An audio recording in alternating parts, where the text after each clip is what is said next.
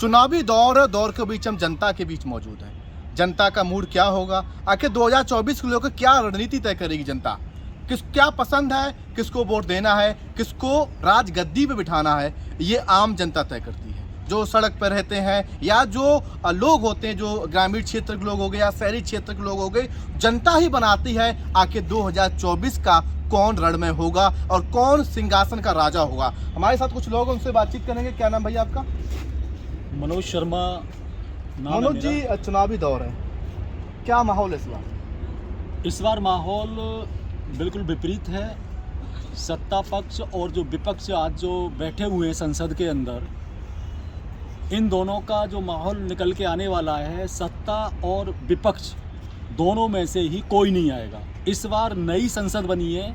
इस बार जो देश की जनता ने जो मूड बनाया है, सारे सांसद बदल डालेंगे और सारे नए भेजेंगे। इस बार का ये मूड है जनता का। ये एजेंडा बड़ा है, ये पूरा एक प्लान किया जाता, किस तरीके से ये प्लान होगा? जो आप कह रहे हो सरकार बदल देंगे, पक्ष भी नहीं होगा, विपक्ष भी नहीं होगा, किस तरीके क्या कोई एजेंडा बना है? बिल्कुल इस प्रकार का एक एजेंडा बना है।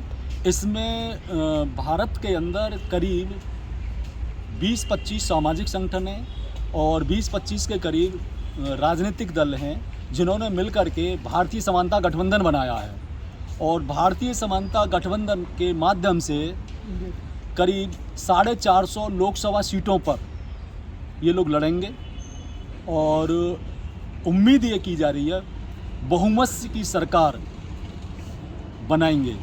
अच्छा, तो मौजूदा सरकार से आप खुश नहीं है? मौजूदा सरकार क्या, जो सरकार पीछे रही है पिछले 70 वर्षों में और आज जो सरकार चल रही है, दोनों से ही हम खुश नहीं हैं। ना पहले खुश थे ना आज खुश हैं। बदलाव की आवश्यकता है, ज़बरदस्त बदलाव की आवश्यकता है देश में। प्लान बन चुका है? प्लान बन चुका है। नई पार्टी का खड़े करने का? नई पार्टी नहीं, पार्टियां हैं, ऑलरेडी हैं, वो रजिस्टर्ड है सब, वो मिलकर के चुनाव लड़ेंगे। एक नई पार्टी बनाओगे ना, सारी मिलकर? नहीं, पार्टी नहीं बना रहे हैं, गठबंधन बना रहे हैं। गठबंधन? हाँ। क्या नाम कुछ सोचा गठबंधन? हाँ, भारतीय समानता गठबंधन। भारतीय समानता गठबंधन, जिस उसमें बहुत सारी पार्टियां हैं। लोकतांत्रिक जनशक्ति पार्टी है, आरपीआई है, जनरक्षा पार्टी है। इसी प्रकार से भारतीय समानता मंच वगैरह करके बहुत सारे संगठन हैं, जो सामाजिक संगठन है, पीड़ित माता पिता भलाई मंच है, ये सब मिल करके इसको बनाया है। नहीं, गठबंधन तो इंडिया का है, लेकिन इस बीच कुछ दरार आ रही है इसमें। चाहे इंडिया गठबंधन कह लो या पुराना उसका नाम यूपीए था, चाहे एनडीए कह लो, ये दोनों ही मूल रूप से इस देश के हितैषी नहीं है।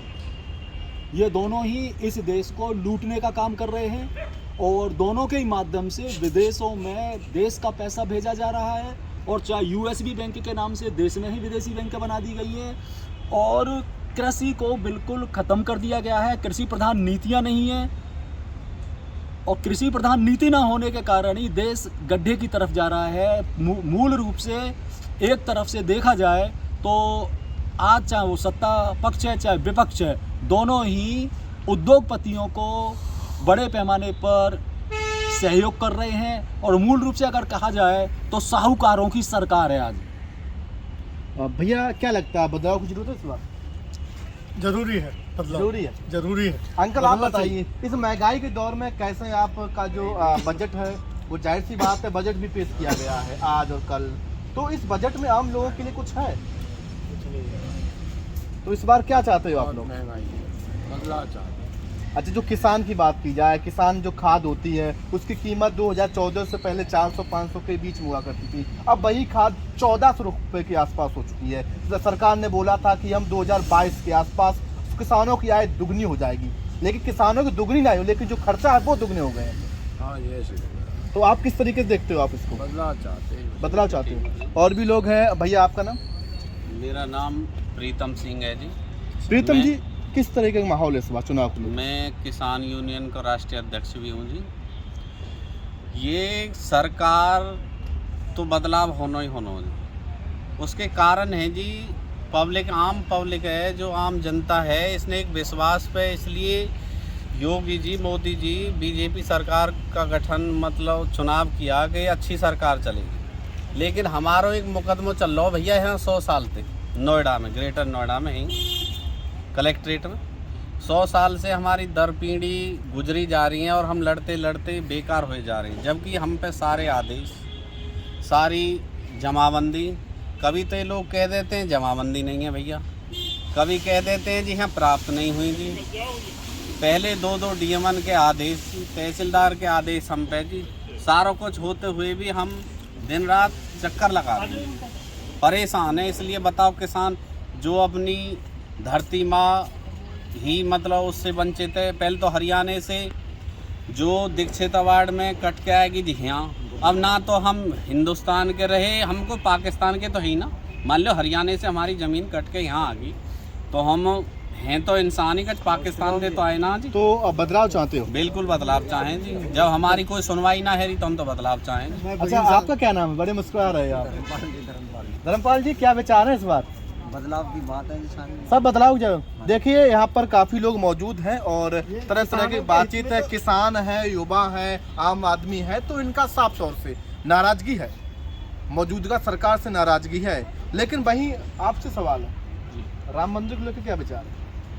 राम मंदिर आस्था का विषय है, लेकिन भाजपा कह रही है हम राम को लाए हैं। नहीं ला सकते। राम को कौन ला सकता है? राम तो पहले से ही मौजूद है। ये मूल रूप से जो आध्यात्मिक विषय है, ये व्यक्ति विशेष या प्रत्येक जीव का व्यक्तिगत विषय है। इसको हम शासन सत्ता से नहीं जोड़ सकते। और ये इस प्रकार के जो विषय होते हैं वो कुछ समय के लिए सत्तारूढ़ तो हो सकते हैं, अब से नहीं। इन चीज़ों को लेकर के चाहे विभिन्न प्रकार के समय पर लोगों ने अपने धर्म के नाम पर, चाहे यहूदी रहे हों, चाहे मुगल रहे हों, चाहे ये आज की तारीख में हिंदू के नाम पे लोगों को इकट्ठा करके सत्ता प्राप्त करने का कार्य कर रहे हों, ये मात्र सत्ता प्राप्त करने की एक राजनीति नहीं कहूँगा, एक कुनीति है। और उसका ये उपयोग करके इसमें ये कर रही है, कह रहे कि ये लाए हैं, इनका ये भ्रम है। ये कहाँ लाए हैं? मुझे ये बताओ, सुप्रीम कोर्ट में जो ऑर्डर हुआ, क्या उस पर माननीय न्यायाधीशों के स्थान पर क्या नरेंद्र मोदी के हस्ताक्षर हैं? आप मुझे बता सकते हैं कैसे हुआ है? ये तो वाक़ायदा। बहुत अच्छा बोला आपने, क्योंकि समय बदल रहा है, लेकिन जिस तरीके से माहौल है वो बनाया गया ना, इस बार कहीं ना कहीं लोगों में काफ़ी नाराज़गी है। यही नाराज़गी 2024 का चुनाव का समय है, चल रहा है, लेकिन अब लोगों की नाराज़गी है। लेकिन वकील साहब वही है कि आखिर गठबंधन भी, हालांकि कह सकते हैं कि काटेदार टक्कर गठबंधन की भी, लेकिन माहौल जो पहले जैसा ही क्यों हो जाता है? कह सकते हैं कि भाजपा फिर भी इतना विरोध है, लेकिन जीत का जो सिंहासन है वो भाजपा के ऊपर जाता है। 2024 का जो चुनाव है वो बिल्कुल भी भाजपा की तरफ नहीं जाएगा। ये ट्रिपल डिजिट में नहीं आएंगे, ये हमारा वायदा है आपसे। जी बिल्कुल, नाराज़गी भी है और साफ तौर से मौजूदा सरकार से काफ़ी नाराज़ है लोग। कहना है कि हम क्या करें, जाहिर सी बात है महंगाई का दौर है, लोग परेशान है, बेरोजगारी है, ऊपर से जिस तरीके से माहौल बनाया गया ना, उसमें कहीं ना कहीं जो ज़मीनी स्तर के जो लोग हैं वो काफ़ी नाराज़। उनका कहना है कि हमें बदलाव की ज़रूरत है।